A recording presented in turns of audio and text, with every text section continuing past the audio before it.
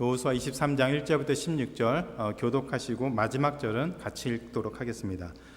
여호와께서 주위의 모든 원수들로부터 이스라엘을 쉬게 하신 지 오랜 후에 여호수아가 나이 많아 늙은지라.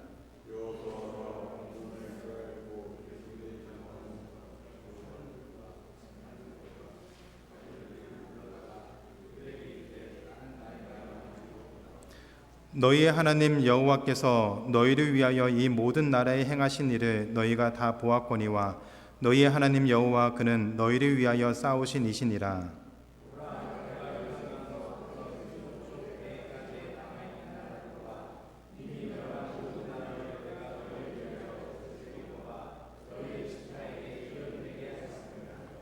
너희 하나님 여호와 그가 너희 앞에서 그들을 쫓아내사 너희 목전에서 그들을 떠나게 하시리니 너희의 하나님 여호와께서 너희에게 말씀하신 대로 너희가 그 땅을 차지할 것이라.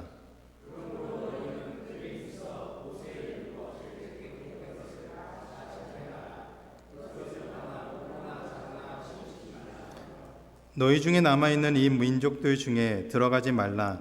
그들의 신들의 이름을 부르지 말라. 그것들을 가리켜 맹세하지 말라. 또 그것을 섬겨서 그것들에게 절하지 말라.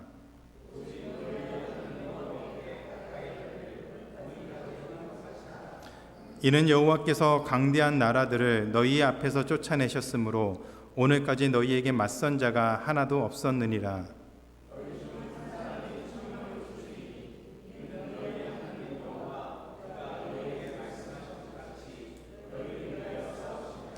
그러므로 스스로 조심하여 너희의 하나님 여호와를 사랑하라.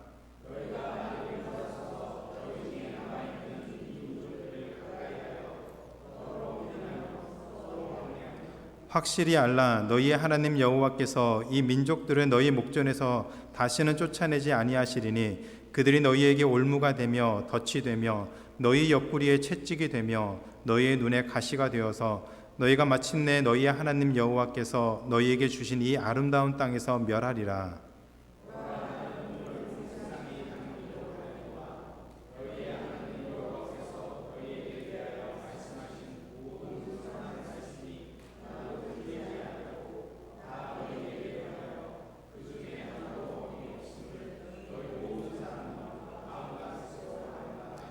너희 하나님 여호와께서 너희에게 말씀하신 모든 선한 말씀이 너희에게 임한 것 같이 여호와께서 모든 불길한 말씀도 너희에게 임하게 하사 너희의 하나님 여호와께서 너희에게 주신 이 아름다운 땅에서 너희를 멸절하기까지 하실 것이라. 만일 너희가 너희의 하나님 여호와께서 너희에게 명령하신 언약을 범하고 가서 다른 신들을 섬겨 그들에게 절하면 여호와의 진노가 너희에게 미치리니 너희에게 주신 아름다운 땅에서 너희가 속히 멸망하리라 하니라. 아멘. 오늘 모든 분들 주님의 이름을 환영합니다. 우리 좌우 앞뒤로 잘 오셨습니다. 은혜 많이 받으시기 바랍니다. 한번 교제 나누시겠습니다.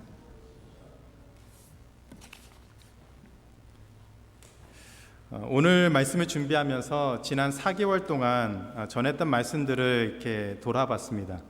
2022년 1월 2일 첫 예배 또 여호수아 1장 말씀으로 함께 나누면서 올 한 해를 시작을 했습니다. 하나님께서 함께 하신다는 그 약속을 믿고 요단을 건너고 가나안 땅으로 들어갔던 그 이스라엘 백성의 모습은 우리가 마주한 삶의 모습과 상당히 유사했습니다. 2022년에 우리의 모습은 또 우리 교회는 어떻게 될까? 두려움과 염려도 있었지만 여호수아의 말씀을 함께 나누는 동안 우리에게는 하나님이 주신 은혜가 많이 넘쳤습니다. 우리에게 하나님이 함께 하셨음을 우리가 늘 고백하게 되었고 또 그것을 목도하게 되었습니다. 제 개인적으로는 가장 기억에 남는 설교가 1월 둘째 주일 여호수아 2장으로 전했던 말씀입니다. 하나님의 마음이 향하는 당신이라는 제목으로 말씀을 그때 나눴습니다. 그 당시에 LA에 갔다가 시카고를 경유해서 토요일 저녁에 메릴랜드로 돌아오는 그런 계획이 있었습니다. 그런데 시카고 상공에 들어서자 프리징 레인으로 인해서 비행기가 상공에서 한 30분을 배회하다가 시카고 공항이 아니라 밀워키 공항으로 임시 착륙을 하게 되었습니다. 시카고 공항에서 볼티모어로 가는 비행기는 그 시간에 이미 떠나게 되었고 저는 미러키 공항 할주로에서 4시간을 계속 기다리다가 결국에는 밤 11시 넘어서 공항을 나오게 되었습니다. 바로 다음 날 1월 9일 날 예배를 인도해야 되는데 그런 지속되는 과정으로 인해서 마음에 굉장히 기도하는 또 간절한 시간들이 있었습니다. 그 4시간 동안 하나님이 크리스찬 교회를 얼마나 사랑하시는지 정말 그것을 통해서 저를 기도하는 그런 시간을 통해서 많이 생각하게 했던 그런 시간이었습니다. 그때 상황은 크리스찬 교회에서 주일날 설교를 할 수 없는 상황이었습니다. 그런데 기도할 때마다 하나님이 저에게 이 말씀을 꼭 전하라고 하는 마음의 담대함을 주셨고 또 그렇게 하라는 또 확신을 주셨습니다. 그래서 시카고 밀워키 공항을 나오자마자 우버를 타고 시카고 공항 근처에 있는 호텔로 밤새도록 달려와서 호텔에 도착해서 한 3시간 자고 주일날 아침 비행기 타고 이제 볼티모어로 올 수 있게 되었습니다. 그리고서 주일에 전한 말씀이 하나님이 여러분 한 사람 한 사람을 너무너무 사랑하신다는 그 말씀이었습니다.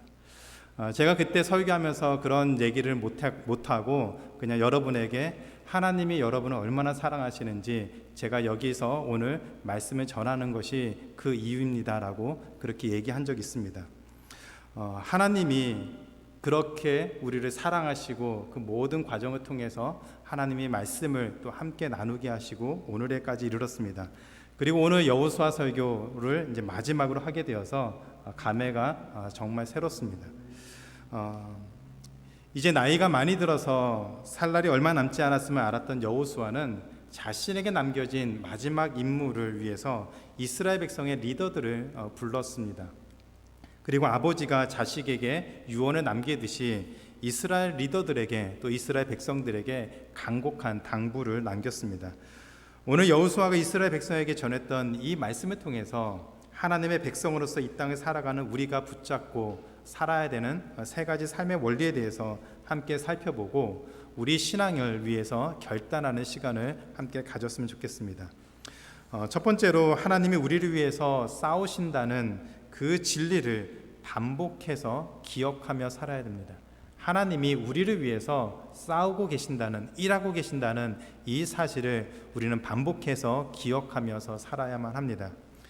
가나안 전쟁이 마무리되고 한참 시간이 지난 다음에 어느 날 여호수아가 이스라엘 모든 리더들을 불러 모았습니다. 그리고 광야로부터 가나안 전쟁에 이르기까지 오랜 시간 동안 동고동락했던 그 이스라엘 백성들이 가나안 땅에서 쫓겨나지 않고 그곳에서 오랫동안 살 수 있는 방법을 가르쳐 주기를 원했습니다. 그 핵심은 하나님이 우리를 위해서 싸우신다는 사실을 기억하면서 사는 거였습니다. 3절에 보니까 너희 하나님 여호와께서 너희를 위하여 이 모든 날에 행하신 일을 너희가 다 보았거니와 너희 하나님 여호와 그는 너희를 위하여 싸우신 이시니라. 23장 9절과 10절에서 다시 이렇게 말합니다. 이는 여호와께서 강대한 나라들을 너희 앞에서 쫓아내셨으므로 오늘까지 너희에게 맞선 자가 하나도 없었느니라. 너희 중 한 사람이 1000명을 쫓으리니 이는 너희 하나님 여호와 그가 너희에게 말씀하신 것 같이 너희를 위하여 싸우심이라. 광야 40년은 말할 것도 없고 가나안 전쟁, 요단강을 건너와서 가나안 전쟁을 하기까지 하나님이 친히 이스라엘 백성을 위해서 싸우셨습니다. 여러분들이 많이 들어서 알겠지만 가나안 족속들은 기골이 장대하고 싸움에는 정말로 노련한 그런 장수들이었습니다. 그들을 쫓아내는 것이 그 이스라엘 백성들의 눈에는 불가능해 보였지만 하나님이 앞장서서 싸우시고 이스라엘 백성은 하나님의 명령에 순종해서 따라만 가서 그들은 많은 승리를 경험할 수가 있었지요. 마치 한 사람이 1000명을 대적해서 승리할 수 있는 그런 놀라운 기적들을 이스라엘 백성들이 경험을 했습니다. 그런데 왜 하나님이 이처럼 이스라엘 백성들을 위해서 친히 싸우셨을까요? 이스라엘 백성들이 정말 대단한 뭔가 있는 사람들이어서 하나님이 이스라엘 백성들을 위해서 싸우셔야만 했을까요? 그것은 아닙니다. 신명기 7장 6절부터 8절에 보면 하나님이 이스라엘 백성을 사랑하셔서 하나님의 자녀로 삼아주셨다라고 얘기를 하고 있습니다. 모세는 이렇게 얘기를 합니다. 너는 여호와 내 하나님의 성민이라. 내 하나님 여호와께서 지상 만민 중에서 너를 자기 기업의 백성으로 택하셨나니 여호와께서 너희를 기뻐하시고 너희를 택하심은 너희가 다른 민족보다 수요가 많기 때문이 아니니라. 너희는 오히려 모든 민족 중에서 가장 적으니라. 여호와께서 다만 너희를 사랑하심으로 말미암아 너희를 택했다라고 얘기를 하고 있습니다. 뭔가 내세울 것 있는, 뭔가 다른 사람들에게 자랑할 것이 있는 그 어떤 것이 있어서 하나님이 이스라엘 백성을 사랑하시고 그들을 택하신 것이 아니라 아무 보잘것없는, 아무것도 내세울 것 없는 그런 사람이었지만 하나님이 그 사람들을, 이스라엘 백성들을 먼저 사랑하셨기 때문에 그 사랑 때문에 이스라엘 백성을 택하셨다라고 얘기를 하고 있습니다. 하나님은 자격이 없는 이스라엘 백성을 위해 먼저 그들을 사랑하셨고 그들을 선택하셨습니다. 그리고 이스라엘 백성들을 위해서 친히 싸우셨다라고 얘기를 하고 있습니다. 심지어는 이스라엘 백성이 하나님께 원망하고 불평하는 중에도 그들을 버리지 아니하시고 그들을 위해서 싸우시면서 어떻게든지 하나님의 백성으로서 그들의 삶을 살 수 있도록 도우셨던 것을 이스라엘 백성들이 기억하라고 얘기를 하고 있습니다. 이스라엘 백성이 능력이 있어서 뭔가 잘 준비된 백성이어서 전쟁에 능한 용사들이어서 전쟁에 승리한 것이 아니라 하나님이 친히 싸우시고 하나님이 돌봐주셨기 때문에 지금 이스라엘 백성이 가나안 땅에 잘 정착하고 잘 살고 있다는 사실을 기억하며 살라고 그렇게 얘기를 했습니다. 그런데 하나님이 이스라엘 백성만 사랑하신 것이 아니었습니다. 하나님은 우리도 사랑하신다라고 말씀하고 계십니다. 요한일서 4장 19절에 보면 하나님이 우리를 먼저 사랑하셨다라고 얘기를 하고 있습니다. 우리가 하나님을 먼저 사랑한 것이 아니라 하나님이 우리를 먼저 사랑하시고 찾아오셨다라고 얘기하셨습니다.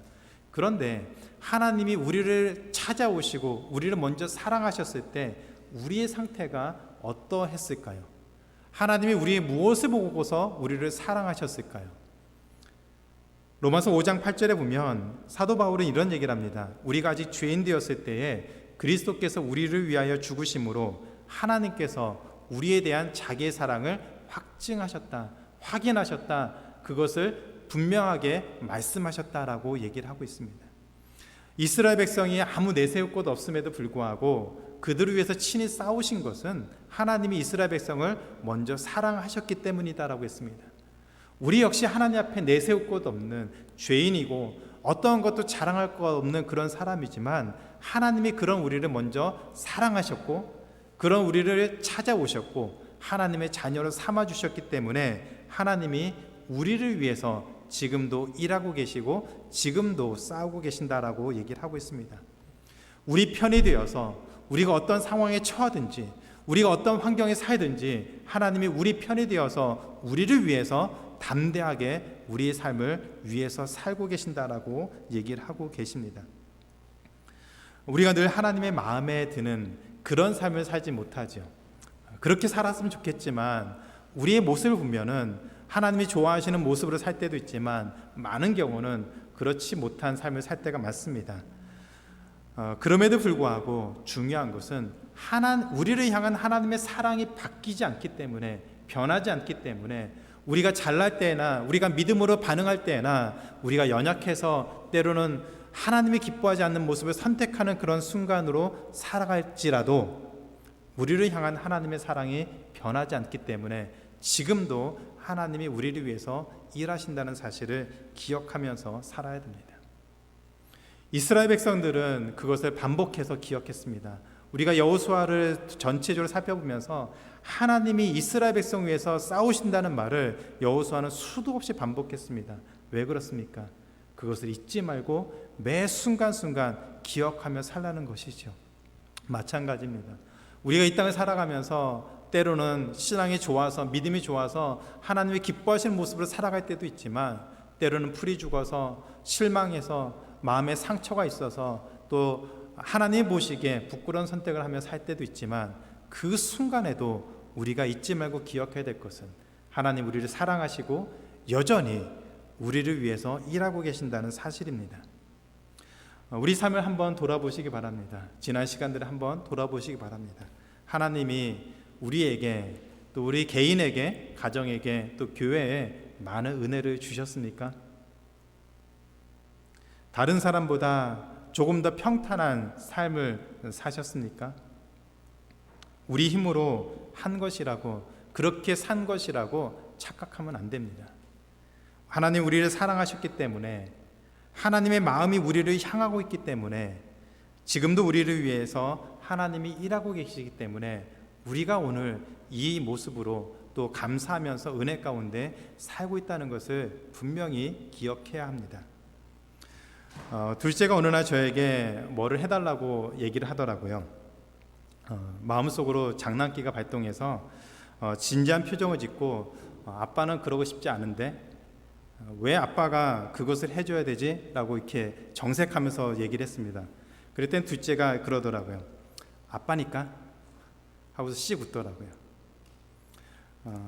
그러면 게임 끝난 거죠.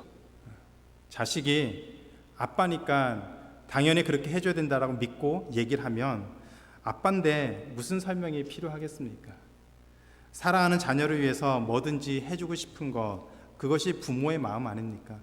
그렇다면 사랑하는 자녀를 위해서, 우리를 위해서 하나님이 우리의 삶 가운데 무엇인가를 해주고 싶고 우리를 위해서 지금도 일하고 계시다는 그것이 그냥 빈말이 아니라 정말 그것을 위해서 하나님이 지금도 일하고 계심을 분명히 믿고 그 마음 우리가 확신하면서 살아야 됩니다. 그 하나님이 사랑하는 자녀들을 위해서, 또 우리를 위해서 전에도 일하셨고 지금도 일하고 계시고 앞으로도 우리를 위해서 일하고 계신다는 사실을 기억하면서 살아야만 합니다. 혹시 우리 가운데 그런 하나님의 사랑, 또 하나님이 우리를 위해서 함께 하시는, 우리를 위해서 싸우시고 일하시는 것들을 혹시 모르겠다라고 생각하시는 분이 계시다면 한번 우리 지난 시간들을 한번 돌아보시기 바랍니다. 다른 사람들은 하나님의 은혜를 많이 누리고 있는데 나는 그런 것이 없다라고 생각하시는 그런 분이 계신다면 한번 우리 지난 시간들을 한번 돌아보시기 바랍니다.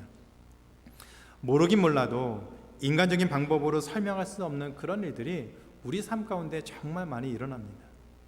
다른 사람들이 수월하게 산 것 같고 우리는 힘들게 산 것 같을지라도 우리 삶 가운데는 인간적인 방법으로 이렇게 설명할 수 없는 그런 일들이 정말 많이 일어납니다. 그런 모습들이 우리 안에 찾아보면 반드시 있습니다. 한번 생각해 보시기 바랍니다. 그 순간에 하나님이 우리를 위해서 무엇을 하셨는지, 그리고서 하나님이 우리의 삶 가운데 일하고 계셨음을 고백할 수 있는 삶이 되기를 주님의 이름으로 축원합니다. 2022년 시작하면서 우리 안에 마음도 무겁고 또 염려도 있었고 또 어떻게 우리 삶이 진행될까, 우리 교회가 어떤 모습이 될까 고민하는 시간들이 많이 있었지만 오늘 우리가 이렇게 은혜 가운데 예배드리고 또 서로 사랑하고 격려하고 위해서 기도하는 이런 공동체로, 또 개인으로, 가정으로 하나님께서 이렇게 세워주셨습니다. 그 모든 것은 우리가 수고한 것도 있겠지만 하나님이 우리에게 은혜를 주시고 지금까지 인도하셨기 때문이죠. 그것을 생각하면 하나님이 일하셨다는 것을 우리는 분명하게 고백할 수가 있습니다. 여기까지 우리가 오게 된 것도, 우리 가정이, 우리 자녀들이 이런 모습으로 살게 된 것도 하나님이 우리를 위해서 친히 싸우셨기 때문에, 우리를 위해서 지금도 일하고 계시기 때문에 우리가 이렇게 은혜 가운데 지내고 있다는 것을 분명히 기억하시기 바랍니다. 여기까지 우리를 인도하신 에베네셀의 하나님, 우리의 모든 필요를 채워주시는 여호와 이레의 하나님, 우리와 언제 함께 하시는 임마누엘의 하나님이 지금도 우리를 위해서, 여러분 한 사람 한 사람을 위해서, 그 가정을 위해서 일하고 계시다는 것을 분명히 기억하시고 그 믿음 붙잡고 담대하게 살아가는, 또 오늘도 우리를 위해서 일하고 계시는 그 하나님 붙잡고 담대하게 살아가는 그런 믿음의 삶을 살기를 기도합니다. 그래서 무슨 일이 있을 때 다른 것은 다 잊어버려도 한 가지는 기억하시기 바랍니다. 하나님이 나를 위해 친히 싸우셨다. 그리고 하나님이 앞으로도 나를 위해서, 우리 가정을 위해서, 교회를 위해서 친히 싸우고 계실 것이다. 이 사실만은 분명히 기억하시기 바랍니다.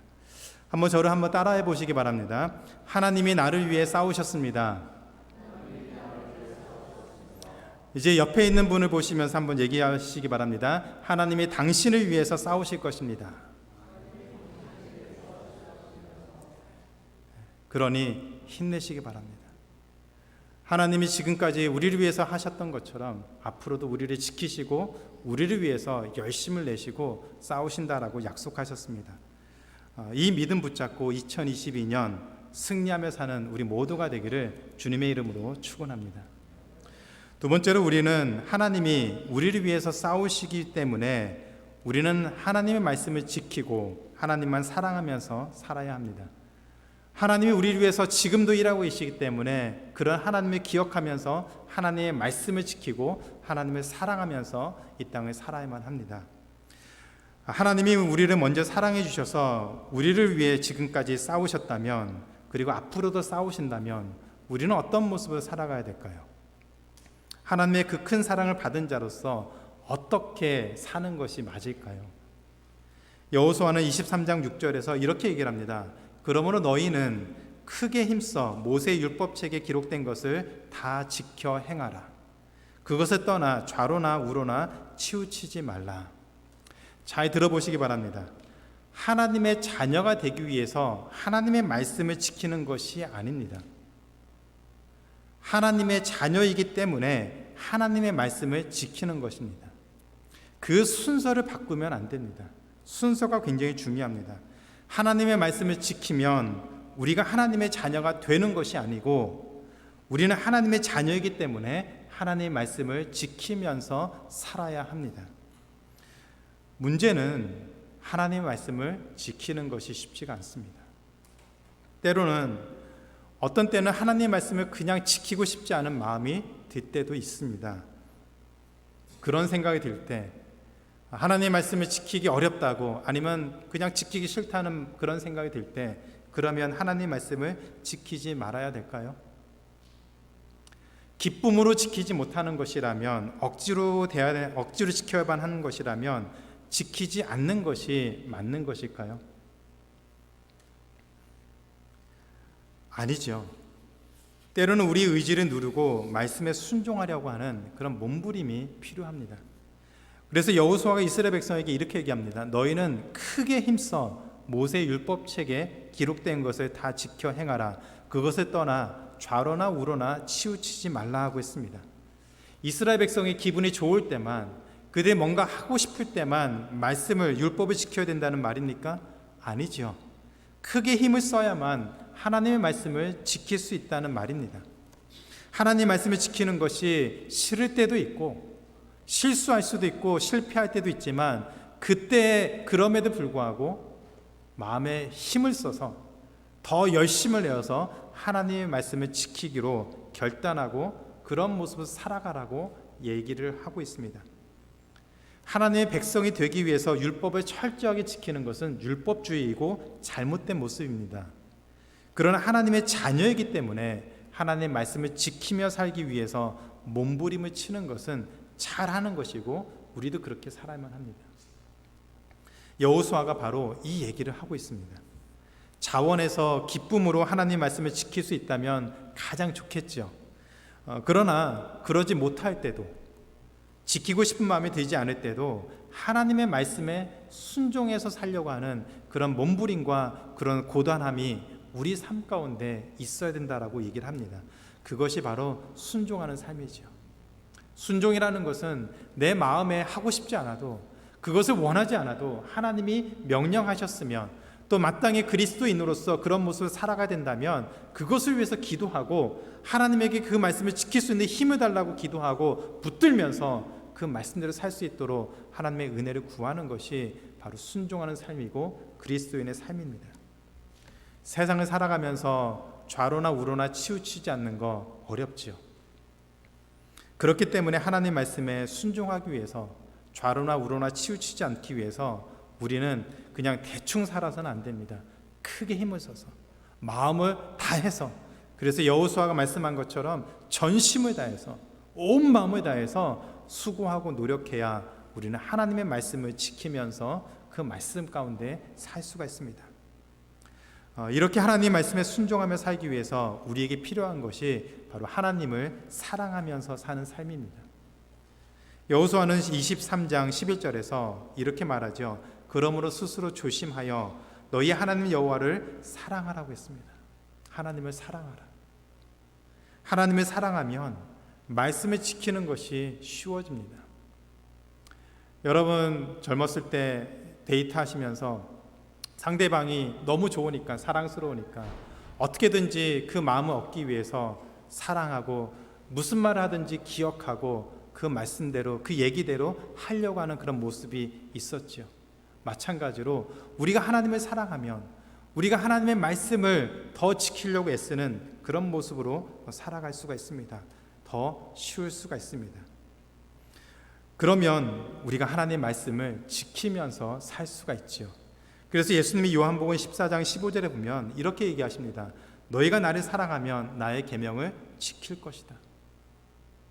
나를 사랑하면 예수님의 말씀을 지킬 것이라고 얘기합니다. 14장 21절 나의 계명을 지키는 자라야 나를 사랑하는 자다. 하나님을 사랑하면, 예수님을 사랑하면 당연히 예수님이 말씀하신 것을 우리는 귀담아 들을 것이고 기억할 것이고 어떻게든지 그런 모습을 살아가려고 고민하면서 결단하면서 살아간다라고 얘기를 하고 있습니다. 그 사실을 아셨기 때문에 요한복음 21장에서 부활하신 예수님은 디베라 바닷가에 가서 고기 잡던 베드로를 찾아가셔서 3번이나 이렇게 물어보시죠. 너가 나를 사랑하느냐? 무엇을 하라라고 먼저 얘기한 것이 아니라 너가 나를 사랑하느냐? 그것을 3번 반복해서 물어봤습니다. 그리고 물어볼 때마다 베드로가 내가 주님을 사랑합니다라고 대답할 때마다 내 양을 치라고 얘기를 하셨죠. 그 사랑하는 마음이 있어야, 예수님을 사랑하는 마음이 있어야, 하나님을 사랑하는 마음이 있어야 우리가 그 말씀을 듣고 그 말씀대로 살아가는 그 몸부림을 칠 수 있다라고 얘기를 합니다. 하나님의 말씀에 순종하며 살 수 있다라고 얘기를 합니다. 이제 우리 차례입니다. 이스라엘 백성은 그런 삶을 살기도 했지만 실패하기도 했습니다. 초대교회 성도들도 그런 삶을 살려고 애썼습니다. 그리고 이제 우리 차례입니다. 2022년 하나님 말씀을 잘 지키고 살 것을 다짐하고 크게 힘을 써서 수고하는 그런 삶을 소원하는 우리 모두가 되기를 주님의 이름으로 축원합니다. 지금까지 우리가 몇십 년 동안 신앙생활하고 하나님 믿는다고 했는지 각자가 다르겠지만 중요한 것은 지금부터는, 특별히 2022년은 이것이 하나의 시작점이 되어서 우리 앞으로의 삶은 하나님의 말씀을 사랑하고 하나님의 말씀을 지키고 하나님을 사랑하는 삶을 살기 위해서 결단하고 다짐하고 또 수고하는, 힘써서 수고하는 우리 모두의 삶이 되기를 주님의 이름으로 축원합니다. 세 번째로 하나님이 우리를 위해서 싸우시기 때문에 하나님을 떠난 삶을 언제나 조심해야 합니다. 하나님이 우리를 위해서 지금도 싸우고 지금도 일하고 계시기 때문에 하나님이 우리를 떠난 삶을 우리는 조심해야 합니다. 하나님이 이스라엘 백성을 위해서 이스라엘 백성을 사랑하셔서 그들을 위해서 친히 싸우시기 때문에 하나님의 말씀을 지키면서 살아야 한다라고 얘기를 했습니다. 그러나 그 반대가 되면 이스라엘 백성은 가나안 땅에서 쫓겨날 수밖에 없었습니다. 그래서 우리가 알아야 되는 세 번째 원리는 하나님을 떠난 삶을 언제나 조심하면서 사는 것이지요. 여호수아 23장 16절에 보면 여호수아가 이렇게 얘기를 합니다. 만일 너희가 너희 하나님 여호와께서 너희에게 명령하신 언약을 범하고 가서 다른 신들을 섬겨 그들에게 절하면 여호와의 진노가 너희에게 미치리니 너희에게 주신 아름다운 땅에서 너희가 속히 멸망하리라 하니라. 여호수아가 이 말을 이스라엘 백성들에게 할 때에는 이스라엘 백성이 아직 우상을 숭배하기 전이었습니다. 그런데 하나님의 말씀에 순종하지 않고 우상을 섬기면 가나안 땅에서 그들은 멸망할 것이다라고 얘기를 했습니다. 그런데 아직 그 일이 일어나기도 전에 왜 하나님이 이렇게 말씀하셨을까요? 그건 당연하죠. 그렇게 살지 말라는 경고입니다. 절대로 가나안 땅에서 우상을 섬기면서 살지 말라고 하는 하나님의 강한 명령이고 경고였습니다. 그런데 여호수아가 죽고 시간이 지난 다음에 이스라엘 백성은 우상을 섬겼습니다. 그러면 이스라엘 백성이 바보 같아서 아무 생각이 없어서 하나님의 그런 경고를 무시하고 우상을 섬겼을까요? 아닙니다. 이스라엘 백성이 바보 같아서 섬긴 것이 아니 우상을 섬긴 것이 아니라 그들은 살기 위해서 우상을 섬겼습니다.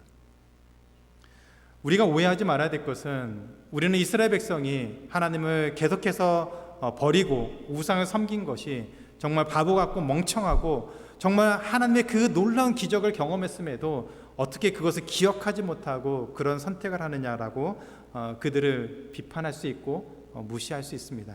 그런데 그렇지 않습니다. 이스라엘 백성이 우상을 섬긴 것은 자신들도 가나안 땅에서 잘 살고 싶어서 우상을 섬겼습니다. 원래 이스라엘 백성은 유목민이었습니다. 그리고 애굽에 있는 400년 동안 이스라엘 백성은 노예로 살았습니다. 그리고 광야 40년 동안 이들은 농사를 지어본 사람이 아니었고 그냥 떠돌이 생활을 했습니다.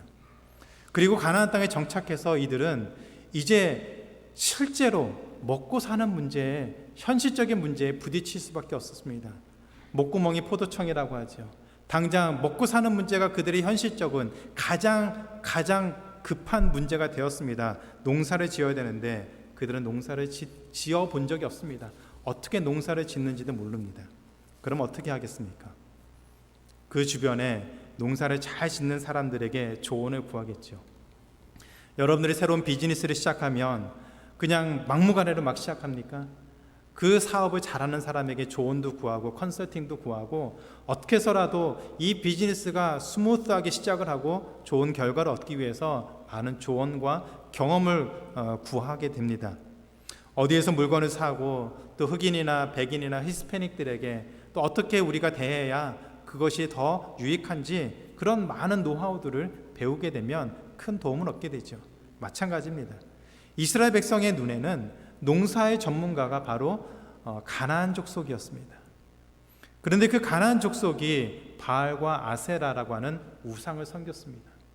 그래서 이스라엘 백성들은 바알과 아세라를 섬겨야만 농사를 잘 지을 수 있다라고 생각을 했죠. 하나님의 말씀대로 사는 것보다는 하나님이 지금까지 그들을 지켜주셨고 함께 하셨지만 그래도 현실적인 문제에서는 우상을 섬겨야만 바알과 아세라를 섬겨야만 농사를 잘 짓고 먹고 사는 문제를 해결하고 그 땅에서 성공하면서 살 수 있다라고 생각을 했습니다. 그 우상을 섬겨야만 그들은 생명을 지킬 수 있고 잘 살 수 있을 것이라고 생각했습니다. 그런데 그 결과가 어떻게 되었습니까? 우상을 섬긴 다음에 그들이 정말 피하고 싶었던 그 상황에 처하게 되었습니다. 우상을 섬기지 않으면 그들은 먹고 살 것도 없고 굶어 죽을 수밖에 없고 이 가나안 땅에서 쫓겨날 수밖에 없을 것이라고 걱정하면서 오히려 우상을 섬겼는데 우상을 섬겼더니 오히려 먹을 것이 없어지고 빼앗기고 통치당하고 괴롭힘 당하고 더 비참하고 더 처참한 상황이 되었습니다. 여호수아가 경고한 것처럼 우상을 섬겼기 때문에 가나안 땅에서 멸망을 당하는 그런 상황에 처하게 되었습니다. 어떻게 이런 일이 생겼을까요? 바로 하나님이 세상을 다스리시기 때문입니다. 하나님이 사랑하시는 자녀들이 우상을 섬기며 하나님이 떠난 그런 삶을 사는 것을 하나님이 그냥 바라보고 있지 않기 때문입니다. 하나님의 사랑하는 자녀들이 하나님이 아닌 우상을 섬기며 세상적인 방법으로 성공하고 세상적인 방법으로 살아가려고 몸부림치는 그 모습을 하나님이 그냥 보고 계신 것이 아니라 어떻게 해서든지 하나님의 자녀로 살 수 있도록 그들을 지키시고 그들을 방향을 틀어서라도 하나님이 기뻐하신 모습으로 살도록 만드신다는 얘기입니다. 그래서 때로는 경고도 하시고 다시 돌아올 수 있도록 채찍을 주시고 그렇게 해서라도 하나님의 자녀로서 이 땅에 살도록 하나님이 보호하신다라고 말씀하셨습니다. 그리고 실제로 이스라엘 백성이 우상을 버리고 하나님께 돌아올 때 이스라엘 백성들이 살고 싶어하는 그들이 소원하는 세상에서 성공하고 세상에서 하나님의 자녀로서 능력 있는 삶을 실제로 살게 되었습니다. 기억하시기 바랍니다. 하나님의 마음은 하나님의 자녀들을 괴롭히고 그들로 하여금 세상에서 실패하고 좌절하고 그 가운데서 어려움을 당하게 만드는 것이 아닙니다. 하나님을 잘 믿고 섬김으로 말미암아 세상에서 능력 있고 사람들에게 영향력을 끼치면서 세상에서 하나님의 영광된 모습을 드러내면서 살도록 하는 것이죠. 그것이 하나님의 마음입니다. 하나님은 그것을 위해서 이스라엘 백성을 위해서 친히 싸우셨다라고 얘기를 하고 있습니다.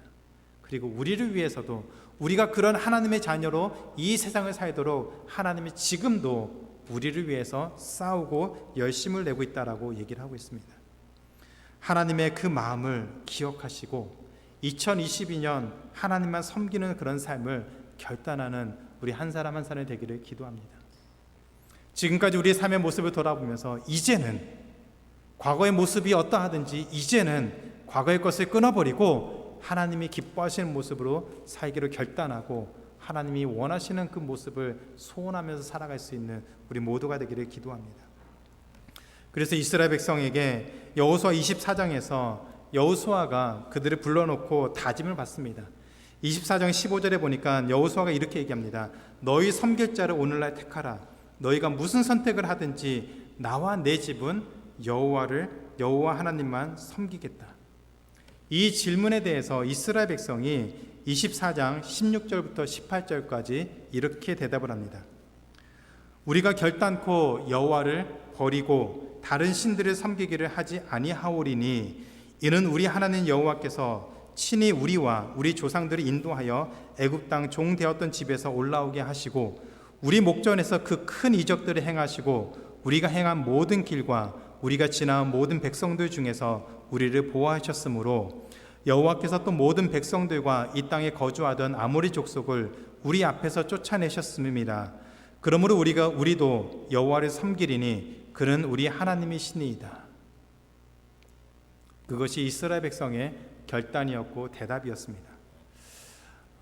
죄송하지만 한번 자리에 다 일어나 주시면 감사하겠습니다. 그리고 한 목소리로 우리 하나님 앞에 결단하는 시간을 가졌으면 좋겠습니다. 오른손을 드시고 저를 한번 따라해 주시면 감사하겠습니다.